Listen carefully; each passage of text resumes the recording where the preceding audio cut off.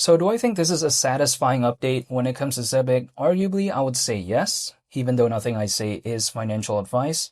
And the reason is because even though what I'm about to say might have already happened by the time I upload this video, we'll wait and see, but at least they're planning to do the super app, they say tomorrow, in which case, again, it probably might or might not have happened after I upload this video, but I'm saying, either way, this is pretty cool, in my opinion. I think it's pretty satisfying because I'm still gonna have this mindset where I do believe that the super app right there is an arguable top 3 achievement in the history of the existence of Zebec. Let me explain why. Number one, arguably, I would think, of course, it's gonna be achieving ISO 20022 compliance. Of course, that's like almost a perceived standard that a lot of people want to see for projects that are focused on global trade and finance. So achieving that was a big victory, and I think arguably that's number one. Number two, I think, is going to be acquiring Science Card UK and GateKnox. I think that was a good step in the right direction for Zebec moving forward.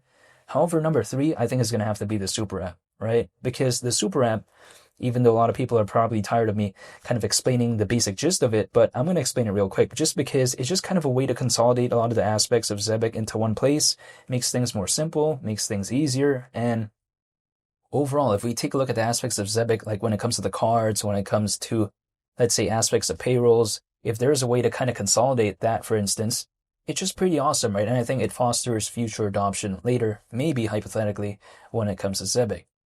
But you know what? Even despite all this, in this post, right, the first comment or the first response that I saw is literally someone saying, still no price movement. And actually 2 people like that comment, right? Or should I say they hearted the comment, they put a heart on it. But the thing is this, yeah, of course, the sentiment isn't doing the best as of right now. So of course something like this isn't really going to do much, but we have to consider, what would this have done if we saw this, like, let's say back in 2025 at one point when ZBCN had a market cap of around 500 million, which I don't think it was even an altcoin season, by the way. But the sentiment would have been completely different back then, because I feel like 2 things changed when it comes to Zebec ever since then. Sure, the market cap is way lower. That's granted, right? Because the space isn't doing the best. However, something else that changed is the fundamentals. And I don't think it changed in a bad way. I think it changed in a really good way, actually, when it comes to Zebec, because now we see aspects of ISO 20022, and now we're seeing the anticipated upcoming launch when it comes to the Zebec Super App. So really, in the grand scheme of things, I feel like, again, 2 things changed. The price went down, yet the fundamentals, I feel like, improved. Now, does it make sense for me to ignore a project like that? I'm not telling anyone to do anything, but personally for me, if I saw, let's say, a computer or a laptop or whatever at a store, and let's say it stayed like that in terms of the price, and suddenly there was a discount one day. I'm like, okay, I checked it out, but suddenly there's more features. Let's say they increased the RAM. Let's say the SSD size was increased, right? Imagine if that was the case and yet there was a discount. Would I be complaining? No. That's how I would operate in real life. So why would it be any different here when it comes to a project that I'm a fan of? I like discounts in real life, but I don't like it here.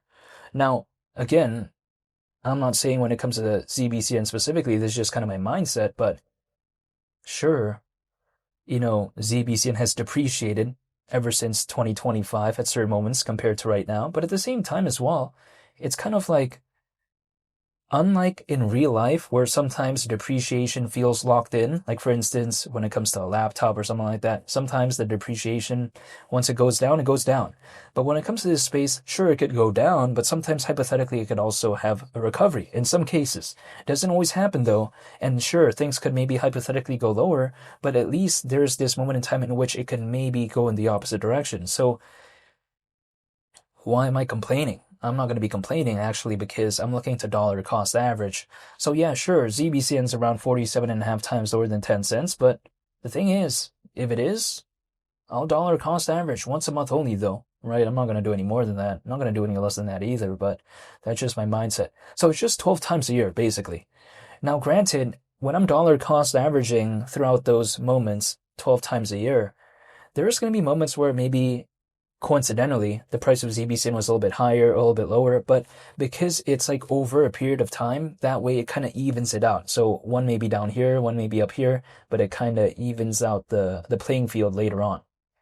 That's the way to take a look at it. So when it comes to Zebec overall, I just take more so of a long-term approach. I'm not, super focused on the price charts every 5 or 10 minutes. That's not what I do. I'm not trying to leave in like a day or two. That's just not my mindset. My mindset is, what could a project be eventually later on? It's not, oh, what could it be next week or something like that. That's not my mindset. But, that's just the way you take a look at it. And it's more of a slow approach. It's more of a long-term approach, but it's the approach that I decided to do. And that's what I'm going to stick with, because I just kind of feel like if I don't leave, it's all unrealized anyways, personally for me. So why would I realize it by just leaving? Just because a lot of other people are? Yeah, I'm not going to be doing that, personally. I'm not telling anyone to do anything. But that's just my mindset. Zebec overall, it's never going to become the number one project of all time, in my opinion, but it doesn't need to, right? I mean, it's around 47.5 times lower than 10 cents. 47.5 times. And at 10 cents, actually, the market cap would be around 9.8 billion, considering the current circulating supply. I know one thing, Ethereum's not around 47.5 times lower than its all-time high. Neither is Bitcoin. Neither is Solana. Neither is BNB. And for sure, they're not around 47.5 times lower than a 9.8 billion market cap. But yeah, besides that point, this is just kind of my outlook when it comes to Zebec. I feel like sometimes the key ingredient for a project is that as long as the fundamentals are there, as long as the community is there, which I do see when it comes to ZBCN, has around 90,000 holders, and again, the fundamentals I feel like are there as well. As long as it's there, I feel like the only thing I'd have to do is wait, right? Because historically, I've seen a hypothetical altcoin season, and usually those type of projects that have those traits, they usually don't get forgotten about when the market does recover. So I feel like the only missing ingredient is just me waiting, arguably. So I'm going to be waiting.